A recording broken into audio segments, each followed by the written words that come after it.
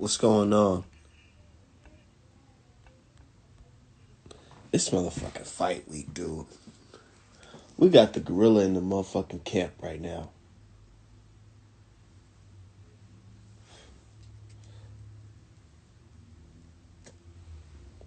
We got the gorilla in the camp right now. Gervonta Davis, man. You know, I think I think we're gonna get another spectacular knockout. I just rewatched the highlights of Tiafimo. Not Tiafimo. I don't know what I'm thinking about Tiafimo. He was supposed to fight last week. Yeah, that's why I was thinking about him. But I just seen the highlights of Leo Santa Cruz versus Gervonta Davis. And man, that was a good ass fight right there. And I was thinking to myself, like, man, even though that was a good fight, Leo was still touching Tank, man. I'm like, hold on. Tank, why you letting Leo touch you? Come on, IG, hold on.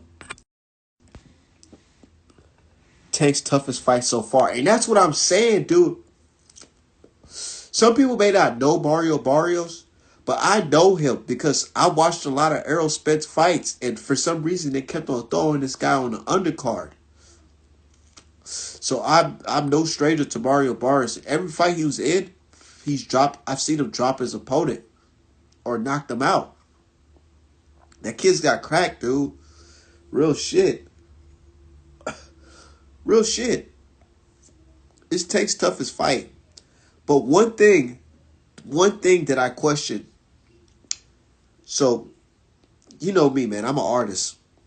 So I pay attention to certain things on people's faces, like certain parts on your face, because I don't know, my brain's kind of weird. Like when I look at faces, I just think of like how to draw you. One thing I noticed about Mario Barrios' face, ever since that fight with whoever that Russian Chinese dude he fought,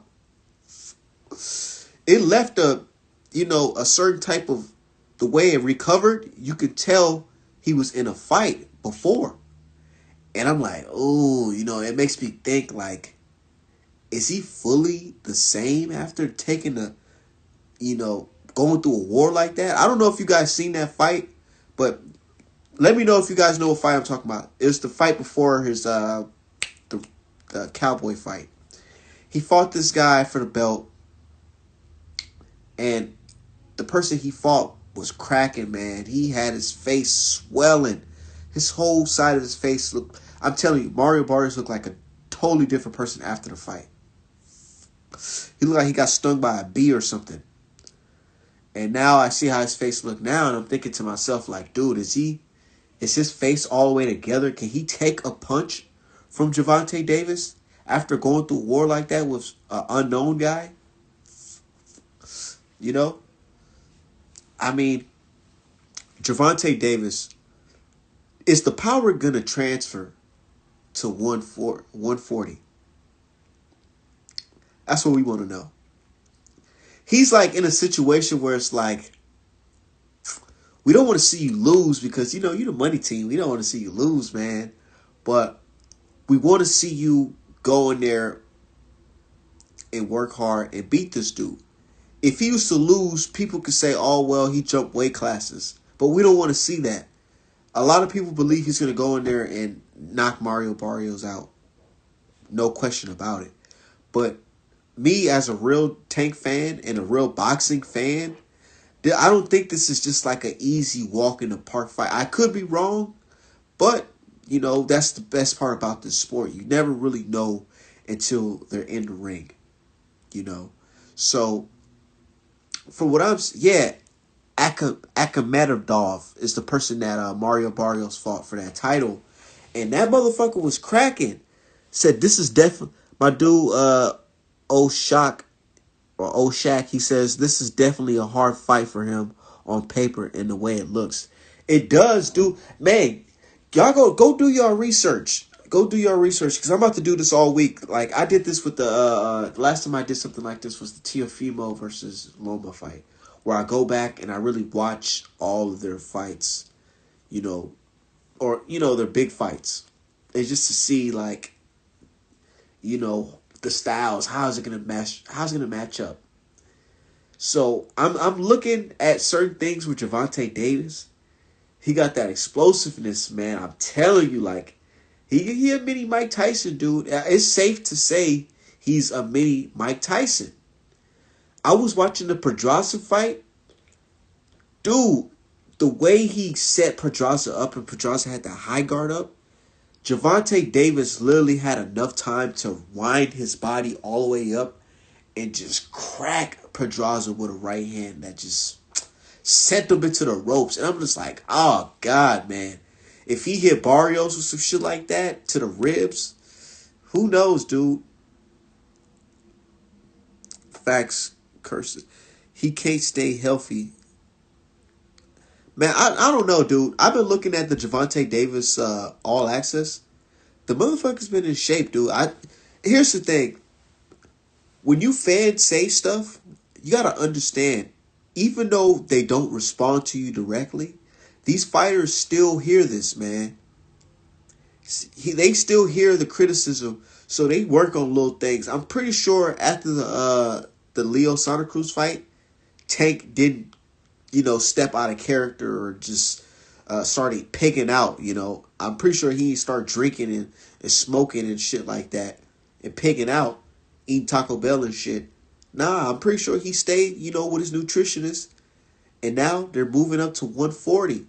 And I've been seeing the All Access. He looks in shape, man. He got the high shorts on. Legs look toned up. Motherfucking arms look toned up. He looks real skinny, real slim. I think he's going to do damage at 140. Man, I'm telling you, if he gets... Shit goes to one... Yeah. Yep, I love it when I'm on live and my fucking somebody shops Artman apparel. That's dope. But anyways, yeah, man. Gervonta Davis, dude. What was I saying, man? I got distracted. Man, y'all, shout out to myself, man, because I told myself I was gonna make that website, and I finally did. A lot of people didn't want to shop with me, thinking I was some type of scam artist at first. But I still had supporters. But the fact that I was able to, make this website like I said I was gonna do it, and people support me, I fuck with myself for that, and I fuck with y'all. But yeah, this camp, he looked like a lion. He stayed in gym hardcore, been focused. He been in the gym. He got mama in the gym. He got brothers in the gym. I love that energy, dude. Now he's starting to mature more as a man.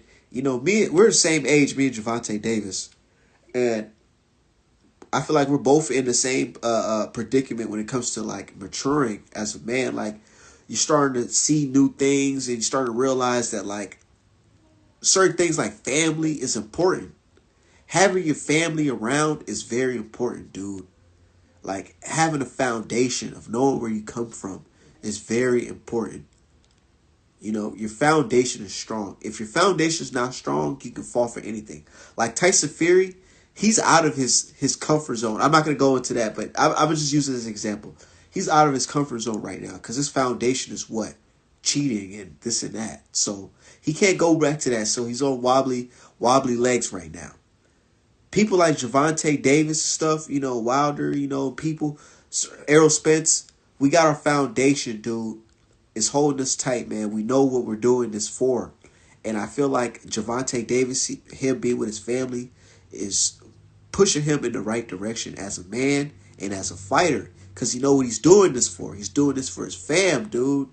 He remember, I love watching that All Access and seeing the behind the scenes. Because I love the story of hearing, how his mother, overcame addiction, and how he grew up in poverty and how he's, trying to overcome these things. Even though you guys see Gervonta Davis as somebody that's rich and driving Lamborghinis and stuff like that, there's some things in life that money don't do away. Like the trauma growing up where the times where money wasn't there, that stuff sticks with you. Money just don't makes that stuff go away. So I feel like Gervonta Davis, he channels that stuff when he's fighting, man. I honestly believe that he channels that stuff, man. Hold on, give me a second. My nose running this shit. Give me 1 second, y'all.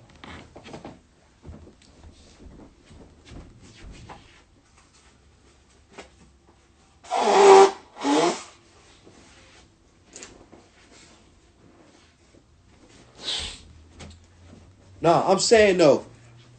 I think Gervonta. Y'all hear me out though. Hear me out. I love that behind the scenes shit because it that type of stuff makes the fans appreciate you and love you more because it's like, man, I know my auntie, she was on that stuff too, man. So I know what it's like. Or, oh man, my mom was on that stuff too, dude. You know, so I can relate to that. Said happiness, I don't think it stayed unhappy from partying. I think it was just mental health.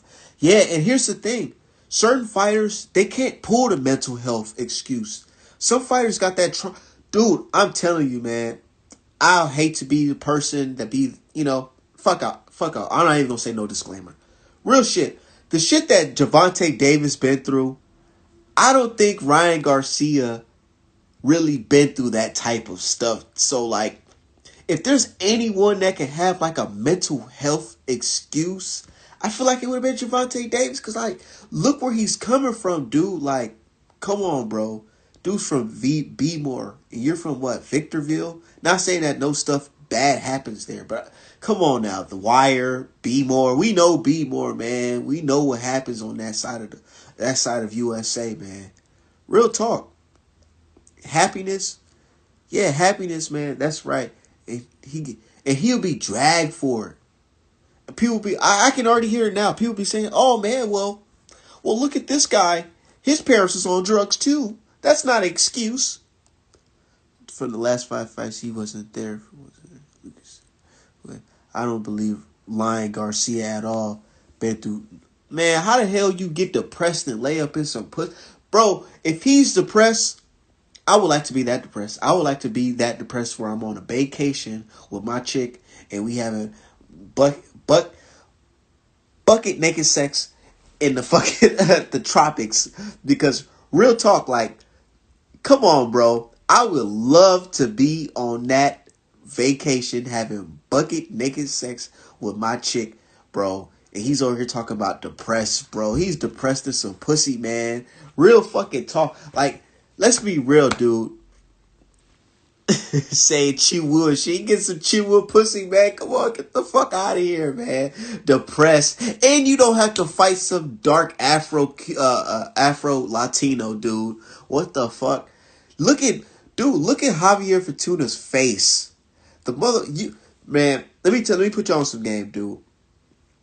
A wise man told me you could always tell if somebody been through something by the look in their eyes and the whites in their eyes. You can always tell. Looking at Fortuna, you can see in his eyes that motherfucker been through some shit. I'm telling you. Brian Garcia is clear-eyed. Look like he put Visine in his eyes. Motherfucker look like he ain't never really had to go through some shit. Javier Fortuna looked like a straight-up killer. You know? So I can see why I'd rather be on a vacation with my chick than be in there with this Afro Latino that looked like he's been through some shit. You know? Said dude out here getting the desperation fucked out of depression fucked out of oh yeah, he said, oh man, hold on, I can't repeat that. Fortuna scars, man, I wouldn't want to fight him either. Real talk. But Jojo Diaz is about to do it. You know, I was thinking, I wouldn't be surprised if I see a Haney versus Jojo Diaz. For some reason, something in my head is telling me Jojo Diaz is going to beat Fortuna. We're going to do a different video on that, but honestly, I feel like Jojo Diaz beats Fortuna. And I know Fortuna's he's a tricky fighter and all. But, said the amateur from here coaches to FC when he was younger, he wasn't into it. Hold on, you got to reiterate. Retype what you're saying, because I don't know. I don't understand what you're saying. OTF, man, he was popping, man. Shout out to everybody that's joining the live. Shout out to all the people that's shopping artmanapparel.com. Real talk, you can get this sweater on there, this hoodie, whatever. Just spend some bucks, you know. Hold on, Fortuna look like that hood ass cat that got half an ear bit off the bullet wound. Fortuna looks like that dude that if you fucking if you turn your back he'll fuck around and leave with everything in your crib. Real talk. Shout out to my dude Deacon. Hey, hold on. Let me see if I can get my dude up in here. But anyways, yeah. Gervontaa Davis, man. I really feel like Gervontaa Davis, he's going to put on a good show for us, man. We're going to be entertained. Real shit. I feel like we're going to be entertained. Because looking at the last fight, he knocked that dude out. Do y'all remember that feeling that we got when Gervontaa Davis let it loose? Like, he dropped his shoulder and came up with the uppercut. And I just remember that feeling. Remember that feeling of motherfuckers screaming at the top of their lungs like, yo, what the fuck? Man. And then also, remember the feeling of when we was like, man, is Leo Santa Cruz okay? Is he going to get up? Because what if that power transfer? If that power goes up to 140 and he goes in there and does the same thing to Barrios, who the fuck is Ryan Garcia after that? Really, like, Tank can step in there and be like, Ryan Garcia, we gonna do an 80-20 deal type shit. Really, like, who's bigger than Gervontaa Davis, man? When you look at the kings of boxing right now, I'm going to just lay it out and be truthful. There's great boxers, but there's boxers that know how to move the needle and sell out, and, you know, stuff like that. There's fighters like Canelo Alvarez. There's no order, but I'm just saying. There's fighters like Canelo Alvarez. There's fighters like Deontay Wilder. There's fighters like Errol Spence, and there's fighters like Tank. Now, if Tank go in there and knock out Barrios in impressive fashion, come on, dude. Man, this dude's going to be doing hella buys. Said, what about Devin? See, Devin, he's getting there. Devin is getting there. He just needs one more. One more. He should go in there and get Gary Russell out of there. Real talk.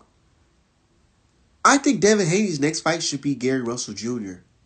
Make it happen, bro. Boxing gods, please make it happen. Make it happen. Because I'm tired of seeing fighters, you know, have good fights with the people we don't expect them to have good fights with. You know? I want to see the fighters fight the best, man. I want to see Devin Haney versus Gary Russell Jr. I want to see that. I want to see the veteran versus the young buck.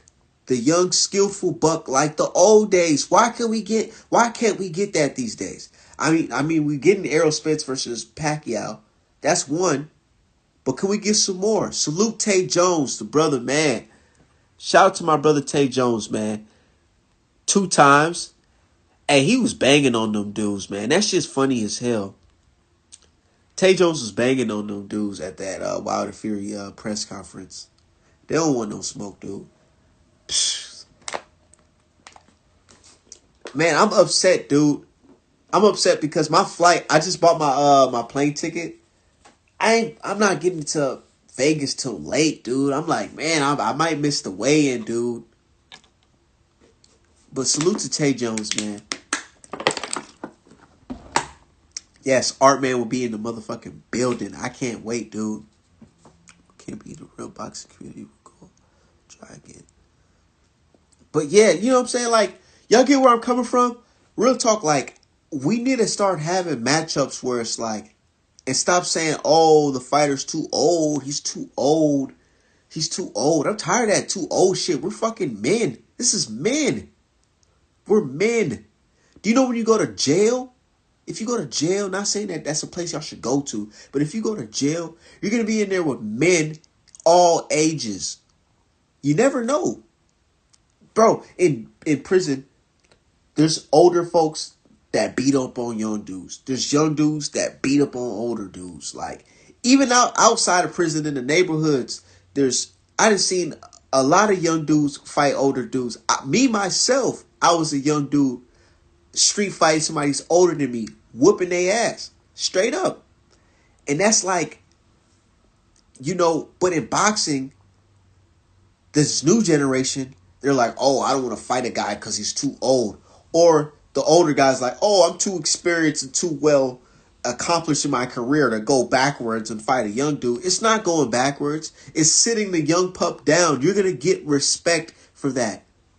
Why do you think they respect Floyd for beating Canelo? Because he sat the young uppercomer down. He's like, hold on. He let it be known there's levels to this shit.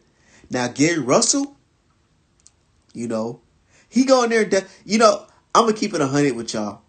I'm a Gary Russell fan big time, bro. And I like Devin Haney.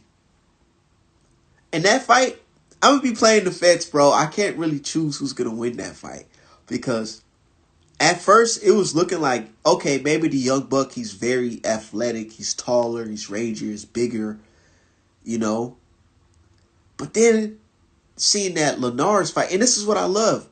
We seen that Linares fight, and I thought to myself, man, when he hit him with that flurry, Devin Haney, he blocked a couple punches, but that last punch got him. You know who's good at throwing flurries like that? Fast punches, accurate fast punches? Gary Russell Jr. So I said, man, now I'm thinking that's going to be a good fight. If they do fight, I have to say it, there's one lose on his black fighter career seems to change. One loss on a black fighter and they start trying to throw you to the wolves, man. They saying, oh, you're done for. Like Wilder, like that shit with Wilder is just so disgraceful. Like Manny Pacquiao, he got knocked out by dudes when I was like 4 years old, by unknown dudes. And Manny Pacquiao's a legend right now. Nobody told Manny Pacquiao when he got knocked out, back in 1999, 2000 type shit, to stop boxing. But here we are today. Wilder takes one loss, and the loss has a big looming question mark over it. And people saying, oh, this guy should retire. He should give up. He's mentally ill. Hated in every sport. Now, the track star, I'm gonna switch it to a different sport real quick. The track star, I forgot her name, but the woman with the hair, the nice, orange hair with the extensions and all that. People talking about she looked like a man and stuff like that. Where is this coming from? Like, why do our athletes get this type of criticism? Nobody says these YT females athletes look like men and shit like that. Like, come on, bro. When we succeed at a sport, they start hating. Like, and they set, this is what they do. They set the bar so high for us. And for their fighters, they set the bar so low. Like, they would expect Charlo to fight Montiel and whoever and come out there without a damn scratch. Untouched, flawless victory. But a Ted Cheeseman can go in there and go life or death with Sam Egerton, and they'll be like, oh, well, you should put Ted Cheeseman in there with Charlo. They were like, oh, no, he's a domestic level, mate. Don't worry about him, mate. He's just fighting over it on this side, mate. Don't worry about him. But it's like, how the hell can you sit here and say, Charlo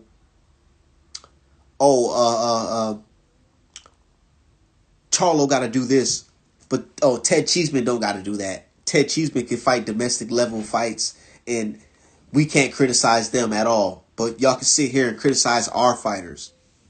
Keyword, our fighters. But hey, it is what it is, man. Back to Gervonta Davis. I seen the All Access. He did his thing, man. He's looking in superior shape. I want to see how that 140 looks on him. He hasn't really took any shirt off pictures. He's been, posting a lot of pictures with some nice graphic tees on. So I haven't really seen like any like full body pictures because I want to see what that 140 look like on him. I want to see if he, he's ripped up, ready to go. Mario Barrios, on the other hand, he looks huge, man. He looks huge compared to Tank, man. I just think about Tank's height, man. Like, man, that dude's short, dude. And then I think about Virgil, is it Virgil Hunter? His coach? Mario Barrios' coach? That's a good ass coach, dude. He could be teaching them some good stuff that Andre Ward was doing, like measuring them out with the jab, keeping them at bay with the jab. Like, what if he keep Tank at bay with the jab and Tank short and Tank can't get in? Like, that would be so frustrating to see. It's crazy you said that. That's an exact reason why LeBron's legacy isn't appreciated.